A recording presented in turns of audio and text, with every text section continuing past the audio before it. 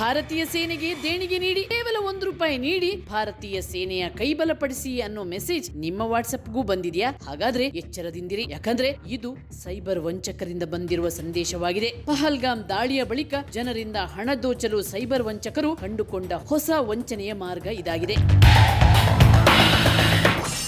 ನಟ ಅಕ್ಷಯ್ ಕುಮಾರ್ನಿಂದ ಸಂದೇಶ. ನಟ ಅಕ್ಷಯ್ ಕುಮಾರ್ ಹೆಸರಿನಲ್ಲಿ ಈ ನಕಲಿ ವಾಟ್ಸ್ಆಪ್ ಸಂದೇಶ ರವಾನೆ ಆಗ್ತಿದೆ. ಮೋದಿ ಸರ್ಕಾರ ಸೇನೆಯ ಆಧುನೀಕರಣಕ್ಕಾಗಿ ಹಾಗೂ ಯುದ್ಧ ವಲಯದಲ್ಲಿ ಗಾಯಗೊಂಡಿರುವವರ ಹಾಗೂ ಹುತಾತ್ಮರಾದ ಸೈನಿಕರ ಕಲ್ಯಾಣಕ್ಕಾಗಿ ಈ ಖಾತೆಯನ್ನು ತೆರೆದಿದೆ. ಹೀಗಾಗಿ ₹1 ಹಿಡಿದು ಎಷ್ಟಾದರೂ ಹಣ ದೇಣಿಗೆ ನೀಡಿ ಎಂದು ಬ್ಯಾಂಕ್ ಖಾತೆ ನಂಬರ್ ಹಾಕಿ ಸಂದೇಶ ರವಾನಿಸುತ್ತಿದ್ದಾರೆ ಖದೀಮರು. ಜನರಲ್ಲಿ ದೇಣಿಗೆ ಕೇಳಿಲ್ಲ. ರಕ್ಷಣಾ ಸಚಿವಾಲಯದಿಂದ ಮಾಹಿತಿ. ಇದು ಒಂದು ನಕಲಿ ಸಂದೇಶ.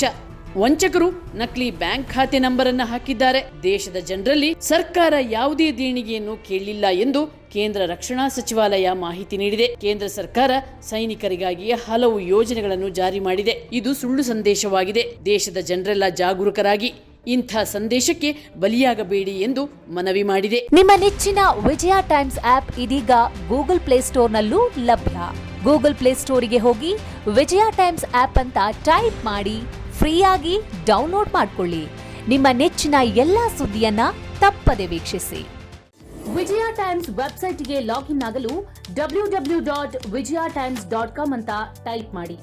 ಯೂಟ್ಯೂಬ್ಗೆ ವಿಸಿಟ್ ಮಾಡಲು ವಿಜಯ ಟೈಮ್ಸ್ ಅಂತ ಟೈಪ್ ಮಾಡಿ. ಫೇಸ್ಬುಕ್, ಟ್ವಿಟರ್, ಇನ್ಸ್ಟಾಗ್ರಾಮ್ ಅನ್ನ ವಿಜಯ ಟೈಮ್ಸ್ ಅಂತ ಟೈಪ್ ಮಾಡಿ ಫಾಲೋ ಮಾಡಿ. ವಿಜಯ ಟೈಮ್ಸ್ ಅನ್ನ ಸಬ್ಸ್ಕ್ರೈಬ್ ಮಾಡಿ, ಲೈಕ್ ಮಾಡಿ, ಶೇರ್ ಮಾಡಿ, ಬೆಲ್ ಬಟನ್ ಅನ್ನ ಒತ್ತಿ.